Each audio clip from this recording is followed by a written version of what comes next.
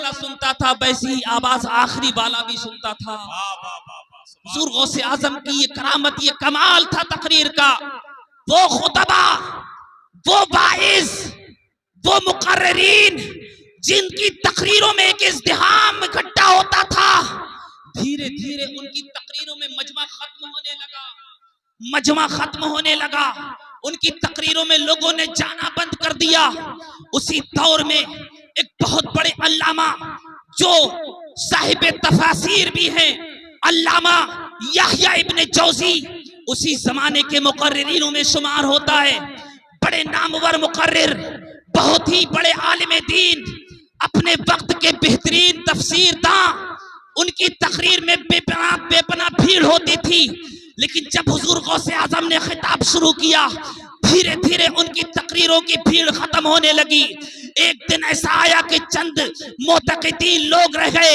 ایک دن پوچھا علامہ ابن جوزی نے کہ اے لوگوں، میں کچھ دنوں سے دیکھ رہا ہوں ہماری تقریر میں ازدحام کم ہو رہا ہے، ہماری تقریر میں لوگوں کا آنا کم ہو گیا ہے، ہماری تقریر میں لوگوں کی بھیڑ کم ہو گئی ہے، ہماری تقریر میں جو ازدحام کثیر ہوتا تھا وہ جاتا رہا۔ کہاں چلے گئے یہ سارے لوگ؟ کہاں جاتے ہیں یہ لوگ؟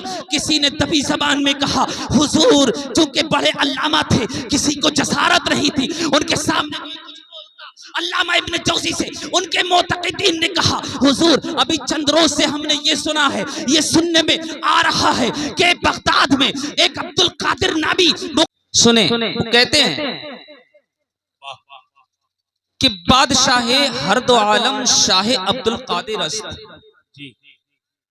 بادشاہ ہر دو عالم شاہ عبد القادر است، سرور اولاد آدم شاہ عبد القادر است، بادشاہ ہر دو عالم شاہ عبد القادر است، سرور اولاد آدم شاہ عبد القادر است، آفتاب و ماہتاب و عرش و کرسی و قلم، نور قلب از نور اعظم شاہ عبد القادر است، نور قلب از نور اعظم شاہ عبد القادر است۔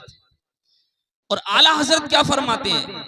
واہ کیا مرتبہ اے غوث ہے بالا تیرا، اونچے اونچوں کے سروں سے قدم آلہ تیرا، سر بھلا کیا کوئی جانے کہ ہے کیسا تیرا، اولیاء ملتے ہیں آنکھیں وہ ہے تلوہ تیرا، کیا دبے جس پہ حمایت کا ہو پنجہ تیرا، شیر کو خطرے میں لاتا نہیں کتا تیرا، شیر کو خطرے میں لاتا نہیں کتا تیرا، اے رضا یہ احمد نوری کا فیض نور ہے، ہو گئی میری غزل پڑھ کر قصیدہ نور کا۔ یہی اعلیٰ حضرت کا یہ کہنا ہے۔ حضور غوث اعظم کی بارگاہ میں ایسا خراج عقیدت ہے۔ غوث اعظم کون غوث اعظم ہے؟ وہ غوث اعظم جو یہ فرمائے قدمی حاضا علی رقبت کل ولی اللہ، میرا یہ قدم اللہ کے ہر ولی کی گردن پر ہے۔ کون غوث اعظم؟ وہ غوث اعظم جو ماں کے پیٹ سے ولی بن کر پیدا ہوں۔ کون غوث اعظم؟ وہ غوث اعظم جن کی بارگاہ میں چور آئیں تو ولی بن کر جائیں۔ کون غوث اعظم؟ وہ غوث اعظم جو قم باذن اللہ کہہ کے مردوں کو زندہ فرما دے۔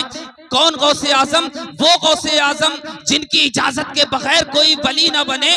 کون غوث اعظم؟ وہ غوث اعظم جن کی بارگاہ میں ادنا ہو تو اعلیٰ بن جائے۔ کون غوث اعظم؟ وہ غوث اعظم جن کی بارگاہ میں چور آئے تو ولی بن کر جائے۔ کون غوث اعظم؟ وہ غوث اعظم جن کی ولایت کا جواب نہیں، یہاں جن کی نہ ولادت کا جواب ہے نہ جن کے وصال کا جواب ہے۔ وصال بھی جن کا لاجواب ہے، ولادت بھی لاجواب ہے، ولایت بھی لاجواب ہے۔ وہ غوث اعظم ہے، ان کی محفل میں ہم اور آپ بیٹھے ہیں۔ وہ غوث اعظم اتنا بڑا مرتبہ حضور غوث اعظم کو ملا کیسے؟ اتنے بڑے مرتبے کے مالک حضور غوث اعظم کیسے بن گئے؟ ایسے ہی نہیں بن گئے۔ آپ سمجھتے ہو کہ شاید یہ سب ہو گیا، نہیں۔ حضور غوث اعظم رضی اللہ تعالی عنہ کا پس منظر آپ دیکھیں گے تو حضور غوث اعظم کا پس منظر پاکیزہ ملے گا۔ ان کے والد کو دیکھیں گے تو مطہر ملیں گے، صالح ملیں گے، نیکوکار ملیں گے، پرہیزگار ملیں گے۔ ان کی والدہ کو دیکھیں گے تو متقیہ ملیں گی، پارسا ملیں گی، نیکوکار ملیں گی، صالحہ ملیں گی، بلکہ اپنے وقت کی ولیہ ملیں گی۔ ہاں، حضور غوث اعظم رضی اللہ تعالی عنہ کی شان کو ہم ہم اور آپ کیا سمجھ سکتے ہیں؟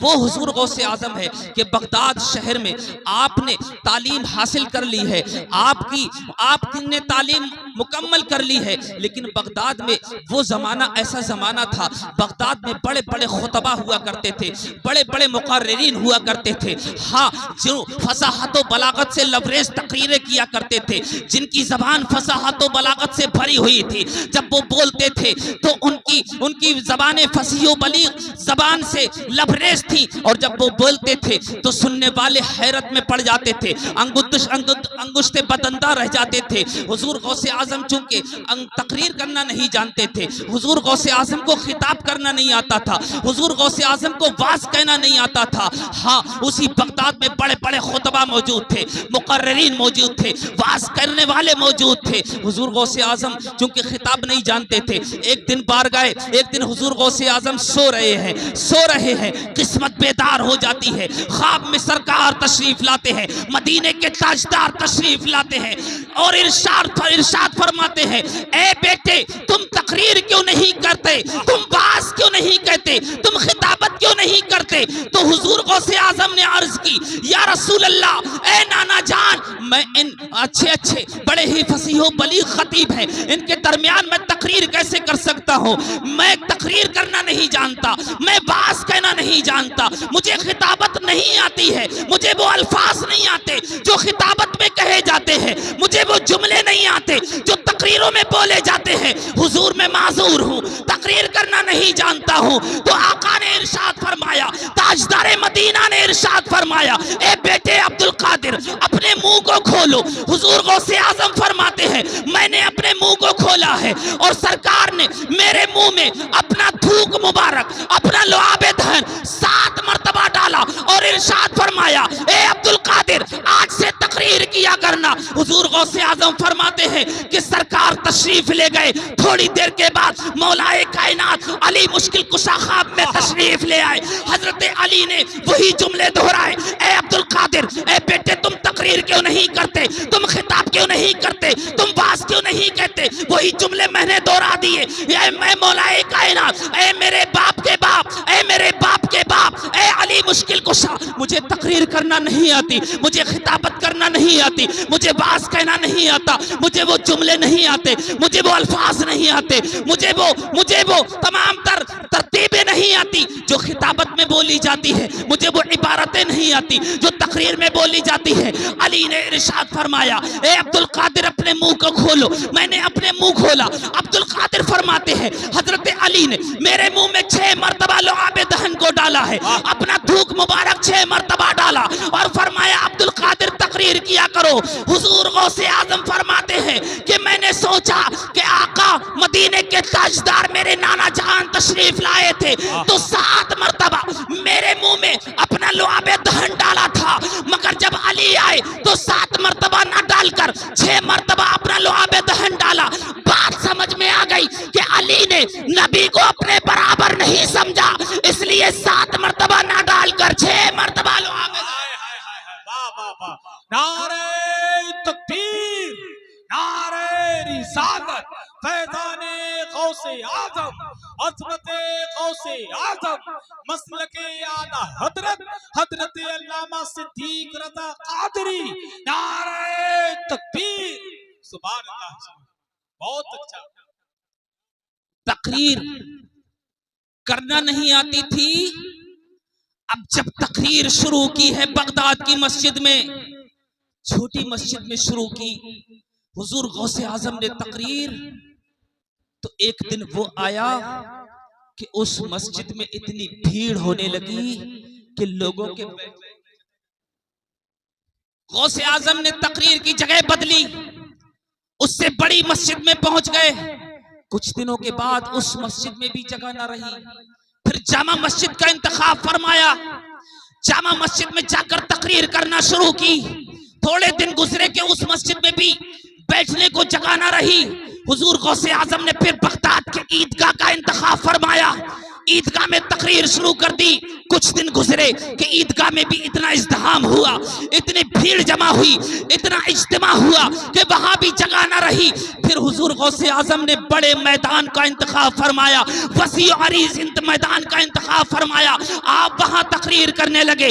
آپ کی تقریروں کے مجموعے اتنے ہوتے تھے, روایتوں میں لکھا ہے حضور غوث اعظم کی تقریروں کے جو مجمع ہوتے تھے وہ 70,000 کے مجمع ہوتے تھے. 70,000 کا مجمع, وہ بھی بغیر مائک تھا نہیں, لاؤڈ اسپیکر تھا نہیں, آواز پہنچانے کا کوئی دوسرا سسٹم تھا نہیں, صرف یوں ہی بغیر مائک کے بولنا ہوتا تھا. کرامت یہ ہے کہ 70,000 کا مجمع بیٹھا ہوتا تھا. جیسی آواز شروع والا پہلے والا سنتا تھا ویسی ہی آواز آخری والا بھی سنتا تھا. حضور غوث اعظم کی یہ کرامت, یہ کمال تھا تقریر کا. وہ خطبہ, وہ واعظ, وہ مقررین جن کی تقریروں میں ایک ازدحام اکٹھا ہوتا تھا, دھیرے دھیرے ان کی تقریروں میں مجمع ختم ہونے لگا. ان کی تقریروں میں لوگوں نے جانا بند کر دیا. اسی دور میں ایک بہت بڑے علامہ جو صاحب تفاسیر بھی ہیں, علامہ یحییٰ ابن جوزی, اسی زمانے کے مقررینوں میں شمار ہوتا ہے. بڑے نامور مقرر, بہت ہی بڑے عالم دین, اپنے وقت کے بہترین تفسیر داں. ان کی تقریر میں بے پناہ بھیڑ ہوتی تھی. لیکن جب حضور غوث اعظم نے خطاب شروع کیا, دھیرے دھیرے ان کی تقریروں کی بھیڑ ختم ہونے لگی. ایک دن ایسا آیا کہ چند معتقدین لوگ رہ گئے.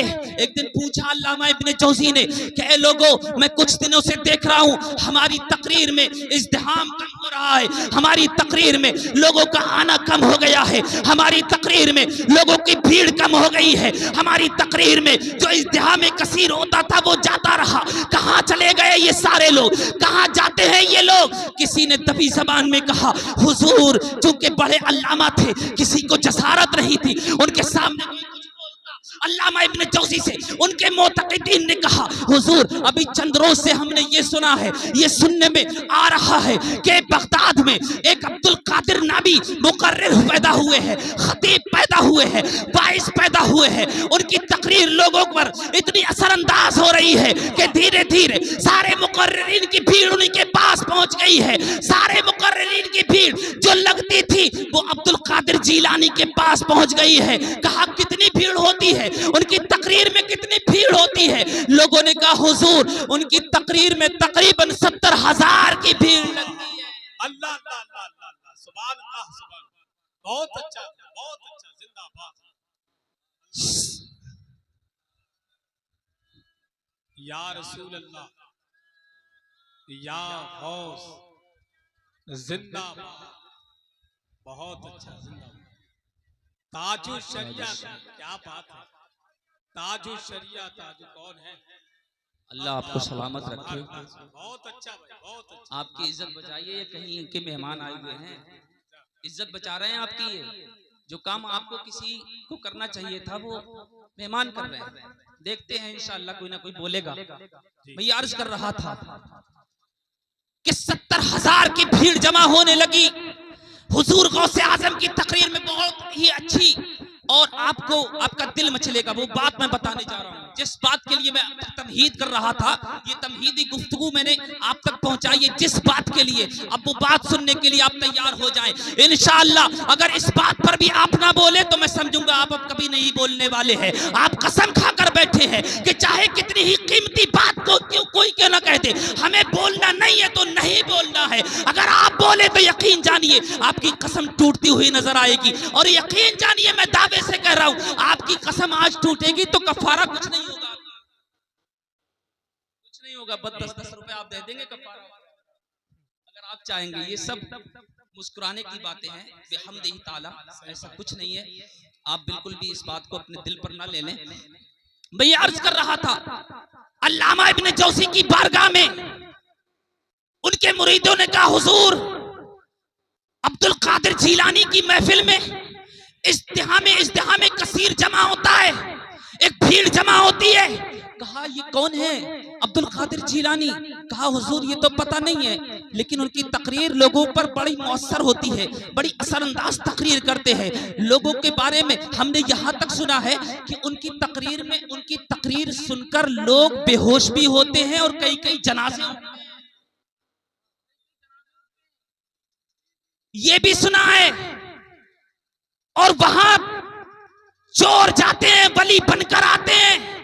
ہم نے یہ بھی سنا ہے کہ ان کی تقریر میں کوئی گناہگار جاتا ہے تو صالح بن کر آتا ہے۔ ہم نے یہ بھی سنا ہے کوئی شرابی جاتا ہے تو نمازی بن کر واپس آتا ہے۔ ہاں حضور ہم نے یہاں تک سنا ہے کہ کوئی زانی جاتا ہے تو وہاں سے پرہیزگار بن کر آتا ہے۔ ان کی تقریر اتنی مؤثر ہوتی ہے۔ علامہ ابن جوزی بھی متاثر ہونے لگے۔ حضور عبد القادر جیلانی کی یہ فضیلتیں سن کر حضرت علامہ یحییٰ ابن جوزی بھی متاثر ہوئے، کہنے لگے کہ اچھا ایسی بات ہے، ایسی بات ہے۔ تو ایک دن کیا کیا، مریدین سے کہا ٹھیک ہے آپ لوگ جاؤ ان کی تقریر سن کر آؤ۔ ان لوگوں کو بھیج دیا۔ ادھر پیچھے سے علامہ ابن جوزی نے کیا کام کیا، اپنے چہرے پر نقاب ڈالا، چہرے کو چھپایا، کیونکہ معروف شخصیت تھے، معروف شخصیت تھے، مشہور شخصیت تھے، نامور شخصیت تھے، کوئی پہچان لیتا تو یہ ہوتا کہ تقریر سننے علامہ ابن جوزی آ گئے، اس لیے نقاب ڈال لیا، اور نقاب ڈال کر پہنچ گئے اسی مجمع میں جہاں حضور غوث اعظم کی تقریر چل رہی تھی۔ ارباب ممبر کی خصوصی توجہ، علامہ ابن جوزی تقریر سننے گئے حضور غوث اعظم کی۔ اچھا حضور غوث اعظم کی تقریر کی ایک خاصیت میں آپ کو بتا دوں تاکہ بات مکمل طور پر سمجھ میں آ جائے۔ حضور غوث اعظم جب تقریر کیا کرتے تھے آج کی طرح تقریریں نہیں کہ کوئی آیت پڑھی اور اس آیت کو لے کر ایک واقعہ یا دو روایتیں یا ادھر ادھر کی باتیں اس طریقے سے موضوع کا انتخاب کر کے بات کو مکمل کر دیا یہ تقریر ہو گئی، نہیں۔ حضور غوث اعظم کی تقریر ایسی تقریر نہیں ہوتی تھی، بلکہ حضور غوث اعظم کسی آیت کا انتخاب فرماتے تھے، آیت کی تلاوت کرتے تھے اور پھر اس آیت کی تفسیر بیان کرتے، ایک تفسیر بیان کرتے، دو تفسیر بیان کرتے، تین تفسیر بیان کرتے۔ بڑے بڑے علامہ ایک آیت کی تفسیریں زیادہ سے زیادہ، علامہ ابن جوزی ایک آیت کی تفسیر زیادہ سے زیادہ 11 بیان کرتے تھے۔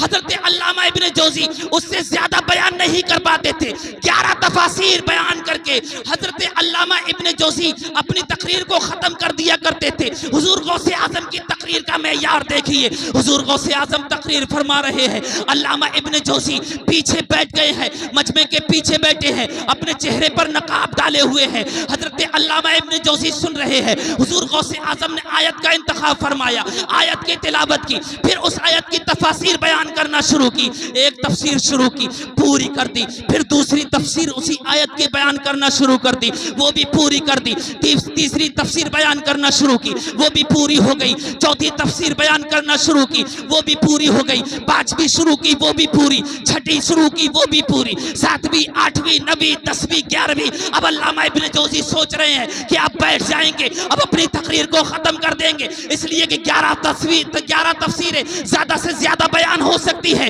حضور غوث اعظم نے 11 تفسیریں بیان کر دی ہے۔ علامہ ابن جوزی پیچھے بیٹھے بیٹھے مسکرا رہے ہیں کہ اب یہ اپنی تقریر ختم کر دیں گے، لیکن 11ویں تفسیر حضرت غوث اعظم نے پوری کی اور 12ویں تفسیر شروع کر دی، 12ویں پوری کر دی، 13ویں تفسیر شروع کر دی، 13ویں پوری کی، 14ویں تفسیر شروع کر دی، 15ویں تفسیر پوری کر دی، 16ویں بھی پوری کر دی، 17ویں پوری کر دی، 18ویں تفسیر شروع کی، اس کو بھی ختم کر دیا، اس کو ختم کر دیا۔ علامہ ابن جوزی نے جب 18 تفسیریں حضور غوث اعظم کی زبانی سنی ہے، اپنے چہرے سے نقاب کو پھینک دیا ہے، مجمع کو پھاڑتے ہوئے، چیرتے ہوئے منبر کے قریب پہنچے ہیں، حضور غوث اعظم کے قدموں سے لپٹ جاتے ہیں، عرض کرتے ہیں اے عبد القادر، جب تمہارے علم کا یہ عالم ہے تو مدینے کے تاجدار کے علم کا عالم کیا؟ نعرہ تکبیر، نعرہ رسالت، فیضان غوث اعظم، عظمت غوث اعظم، شان غوث اعظم، مسلک اعلی حضرت، فیضان اولیاء اکرام، آمد علماء اہل سنت، آمد علماء اہل سنت، عشق محبت عشق محبت عشق محبت عشق محبت، نعرہ تکبیر۔ بیٹھ جاؤں، اجازت ہے آپ کی؟ کچھ تو بول دے یار، ہاں یا نہ۔ بس آخری بات، اس لیے کہ میں نے اگر وقت کا لحاظ نہیں رکھا پھر کون رکھے گا یہاں پر؟ کوئی نہیں رکھے گا۔ پھر آخری بات کہہ کے میں رخصت ہوتا ہوں۔ علامہ ابن جوزی قدموں کو پکڑ کر بولے، اے حضور غوث اعظم، آپ نے آج ہماری آنکھیں کھول دی۔ ہم تو سمجھ رہے تھے کہ زیادہ سے زیادہ ایک آیت کی 11 تفسیریں ہو سکتی ہیں، آپ نے تو 18 کر دی۔ حضور غوث اعظم نے فرمایا یہ تو 18 ہیں، کہو تو اور کروں، کہو تو اور کروں۔ جب ان کے گدا بھر دیتے ہیں شاہان زمانہ کی جھولی، محتاج کا جب یہ عالم ہے، مختار کا عالم کیا ہوگا؟ حضرات تو حضور غوث اعظم کی شان ہم اور آپ کیا سمجھ سکتے ہیں؟ بس اتنا ہی ہم جان لیں کہ حضور غوث اعظم نے یہ فرما دیا ہے کہ میرا مرید مجھے جہاں سے پکارتا ہے، جس خطے سے پکارتا ہے، ہندوستان کے کسی خطے سے پکارے، پاکستان کے کسی خطے سے پکارے، افغانستان کے کسی خطے سے پکارے، امریکہ کے کسی خطے سے پکارے، سعودیہ کے کسی خطے سے پکارے، بغداد کے کسی خطے سے پکارے، دنیا کے کسی خطے سے پکارے، حضور غوث پاک فرماتے ہیں کہ میں اپنے چاہنے والے کی نہ صرف یہ کہ پکار سنتا ہوں، اس کی پکار سنتا بھی ہوں اور اس کی مدد کو بھی پہنچ جاتا ہوں۔ کیا بات ہے، واہ واہ واہ، سبحان اللہ۔ واہ کیا غوث ہے، واہ کیا مرتبہ اے غوث ہے بالا تیرا، اونچے اونچوں کے سروں سے قدم آلا تیرا، سر بھلا کیا کوئی جانے کہ ہے کیسا تیرا، اولیاء ملتے ہیں آنکھیں وہ ہے تلوہ تیرا۔ یا ایہا الذین آمنوا اتقوا اللہ وکونوا مع الصادقین، اے ایمان والو اللہ سے ڈرو اور سچوں کے ساتھ ہو جاؤ۔ وما علینا الا البلاغ۔ السلام علیکم ورحمۃ اللہ وبرکاتہ۔